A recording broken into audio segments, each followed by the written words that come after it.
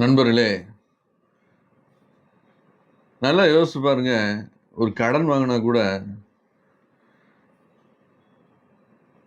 ஒருத்தர்ட்ட ரூ. 10,000 வாங்குறீங்க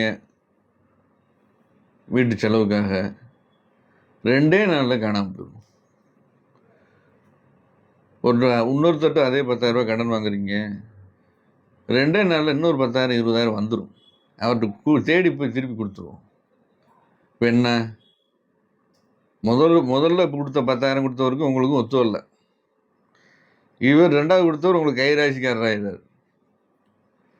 அப்ப இந்த கைராசிக்காரரை கண்டுபிடிச்சு அவர்ட்ட பணம் வாங்கிட்டோம்னா நிறைய சேரும். யாருன்னு கொஞ்சம் வேகமா சொல்றேன். நீங்க நோட் பண்ணிக்கங்க, பயன்படுத்திக்கங்க.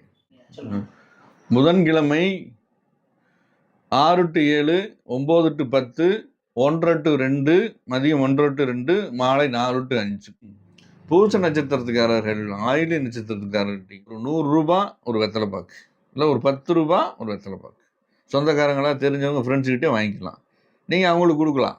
சரிதான். கூறிய புதன்கிழமை நல்ல நேரத்தில் சொன்னபடி ரூ. 10, 11 வைங்க, ரூ. 11 வெற்றிலை பாக்கும் வைத்து நான் சொன்ன நட்சத்திரத்துக்காரரிடம் கிழக்கிருந்து மேற்காக வாங்கிக் கொள்ளுங்கள். கிழக்கிருந்து மேற்காக வாங்கிக் கொள்ளுங்கள். நீங்கள் வாங்குபவர் கிழக்கு நோக்கி நிற்க வேண்டும், கொடுப்பவர் மேற்கு நோக்கி நிற்க வேண்டும். அவ்வாறு இருந்து வாங்கிக் கொள்ள பணம் பல வழிகளில் பெருகும். வாழ்த்துக்கள்.